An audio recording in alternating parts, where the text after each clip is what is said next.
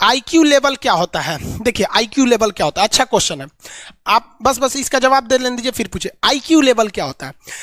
इस ब्रेन का सबसे महत्वपूर्ण हिस्सा जो होता है सेरिब्रम होता है।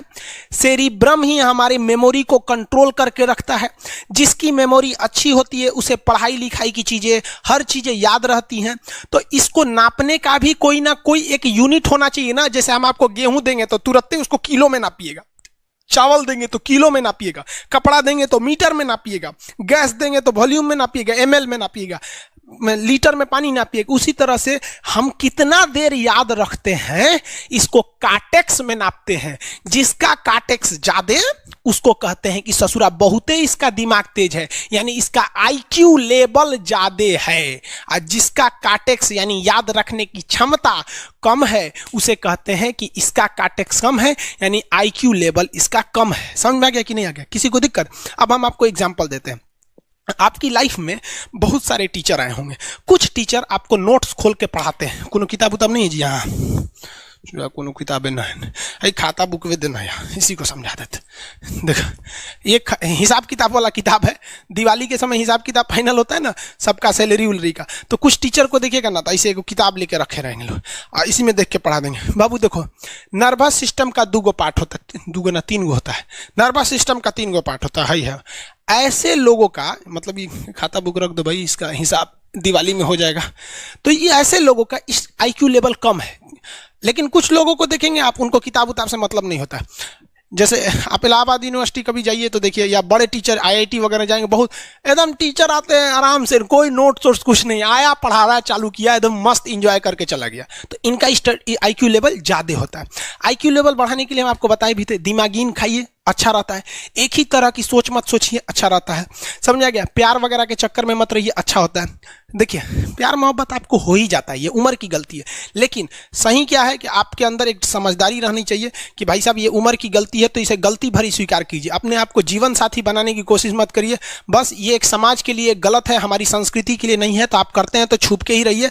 एक इस लेवल के रखिए कि भाई हमारी लाइफ अलग है, तुम्हारी लाइफ अलग है, तुम टेम्पोररी आए हो, नहीं तो इसमें चल जाओगे। लेकिन अगर ये प्रेम मोहब्बत में पड़ेंगे तो हाइपोथैलेमस एक्टिव होगा, पूरा नर्वस सिस्टम को चौपट कर देगा। समझ में आ गया कि नहीं आईक्यू लेवल क्या होता है? अब आप बताएंगे आईक्यू लेवल किसका अच्छा है, आईक्यू लेवल कैसे बढ़ाएंगे? तो याद रखिए, आईक्यू लेवल बढ़ाने के लिए सोने से पहले का आधा घंटा बहुत जरूरी होता है। सोने से पहले आधे घंटे दिन भर में जितना काम किए उसको सुबह से रात तक देखते रहिए। एक बार रिवाइज मारिए कि सुबह उठे थे, ये किए थे, इसके बाद पढ़े थे, क्या क्या पढ़े थे, खान सर ये पढ़ाए थे। आप कहीं मैथ पढ़े होंगे, उसको सोचिए मैथ में क्या पढ़ाया गया था, खटाखट खटाखट।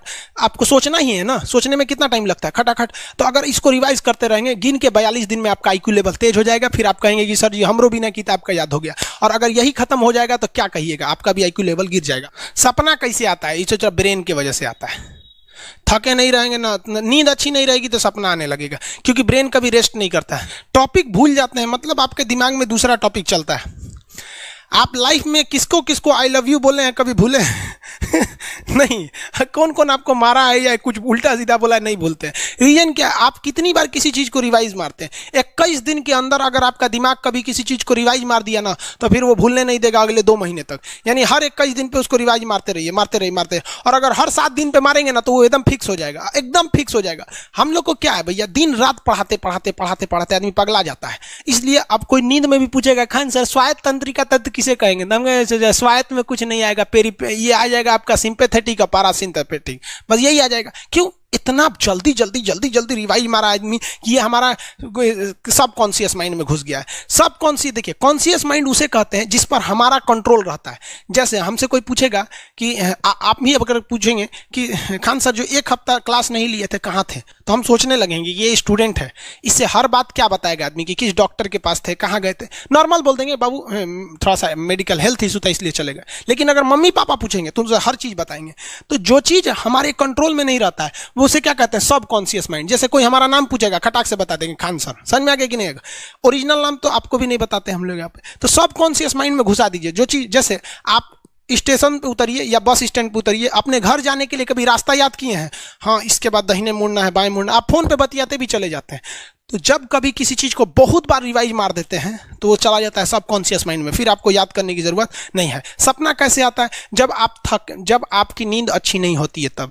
नींद प्रॉपर लिया कीजिए, नींद में कोई कमी नहीं आनी चाहिए। आप जिस दिन बहुत ज़्यादा थके रहेंगे उस दिन कोई सपना नहीं आता है। हम लोग का जब ऑफलाइन क्लास रहता था, सुबह 7 बजे से रात 9 बजे तक पढ़ाता था आदमी, जो ने करवट सोता था उधरे उठ जाता था, सपना का नाम ही नहीं आता था। समझ रहे? एक चीज पूछ रहे हैं सर, कोमा क्या चीज होता है और सर दर्द क्यों करता है?